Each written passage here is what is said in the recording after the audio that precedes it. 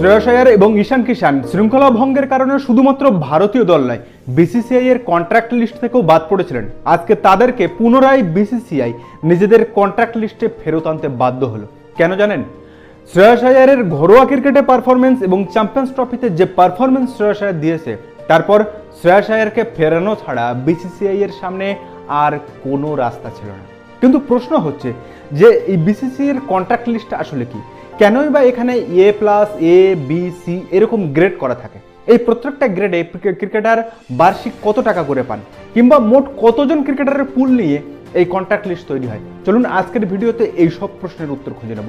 নমস্কার, আমি প্রদীপ, অনুভবের সফর চ্যানেলে আপনাদের সকলকে স্বাগত।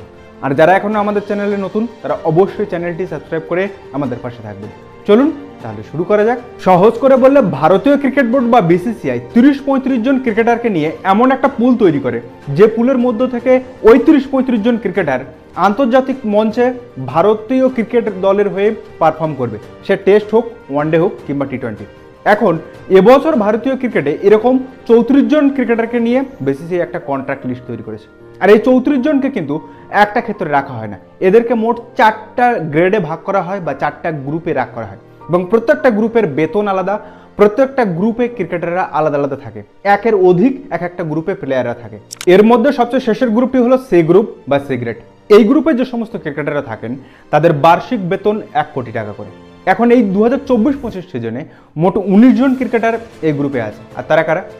না রিঙ্কু সিং, তিলক বর্মা, ঋতুরাজ গাইকোয়াড়, শিবম দুবে, সঞ্জু স্যামসন, অভিষেক শর্মা, ওয়াশিংটন সুন্দর, নীতিশ কুমার রেড্ডি, ঈশান কিষান, রজত পাতিদার, সরফরাজ খান, অর্শদীপ সিং, প্রসিদ্ধ কৃষ্ণা, আকাশদীপ, মুকেশ কুমার, রবি বিষ্ণুই, হর্ষিত রানা এবং বরুণ চক্রবর্তী। এবার আসি বি গ্রেডে বা বি গ্রুপে। এই গ্রুপে যে সমস্ত ক্রিকেটাররা থাকেন, তাদের বার্ষিক বেতন 3 কোটি টাকা করে। তো এই গ্রুপে আছেন ভারতের বর্তমান টি-20 দলের ক্যাপ্টেন সূর্যকুমার যাদব, কুলদীপ যাদব, অক্ষর প্যাটেল, যশস্বী জয়সওয়াল এবং সম্ভবত ভারতের ফিউচার ক্যাপ্টেন শ্রেয়স আইয়ার। এবার আসা যাক এ গ্রেডে। এই গ্রেডে যে সমস্ত ক্রিকেটাররা থাকবেন, তাদের বার্ষিক বেতন 5 কোটি টাকা করে। এখানে কে আছে? না এখানে আছে বর্তমান ভারতের vice captain Shubman Gill, Hardik Pandya, KL Rahul, Rishabh Pant, Mohammad Shami এবং মোহাম্মদ সিরাজ। এরপর আসা যাক সবচেয়ে উচ্চমানের গ্রেড বা উচ্চমানের গ্রুপ, A+ গ্রেড। এই গ্রেডে যে সমস্ত ক্রিকেটাররা থাকেন, তাদের বার্ষিক বেতন 7 কোটি টাকা করে। আর এই গ্রুপে আছেন বর্তমান ভারতীয় দলের captain Rohit Sharma, king Virat Kohli, sir Rabindra Jadeja এবং যশস্বী ভাই বুম বুম বুমরা। তবে এখানেই কিন্তু শেষ নয়।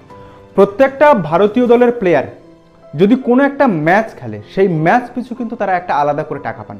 আর সেই টাকাটা এরকমভাবে হয়, যদি কোনো ক্রিকেটার একটা টেস্ট ম্যাচ খেলে, তবে সে 15 লাখ টাকা পাবে পার ম্যাচ পিছু, টেস্ট ম্যাচ পিছু। যদি এটা ওয়ানডে ম্যাচ হয়, তবে সে টাকা পাবে 6 লাখ টাকা পার ম্যাচ। আর যদি সেটা টি-20 ম্যাচ হয়, তবে সে 3 লাখ টাকা পার ম্যাচ পাবে। এটা কিন্তু আলাদা। আর বিসিসিআই কন্ট্রাক্টের যে 7 কোটি, 5 কোটি, 3 কোটি এবং 1 কোটি, এটা কিন্তু বিসিসিআই এর কন্ট্রাক্ট। এই কারণে ভারতীয় দলের সমস্ত ক্রিকেটাররা এই বিসিসিআই এর আন্ডার বা ভারতীয় ক্রিকেট বোর্ডের আন্ডারে থাকবে। আর ম্যাচ পিছু তাদের আলাদা। বিসিসিআই এর কন্ট্রাক্ট লিস্টের কে কেমন বেতন পায়, কে কোন গ্রুপে আছে এই চলতি সিজনে 2024-25-এ, সেটা আপনাদেরকে জানালাম। তো আশা করি ভিডিওটা ভালো লেগেছে। আর যদি ভিডিওটা ভালো লাগে, তাহলে অবশ্যই বন্ধুদের মধ্যে শেয়ার করে তাদেরকেও জানার সুযোগ করে দেবেন। আর যদি আমাদের চ্যানেলে নতুন এসে থাকেন, তাহলে কিন্তু অবশ্যই চ্যানেলটি সাবস্ক্রাইব করবেন। তো দেখা হচ্ছে পরের কোনো ভিডিওতে। ততদিন ভালো থাকবেন, সুস্থ থাকবেন আর অবশ্যই খেলা দেখতে থাকবেন।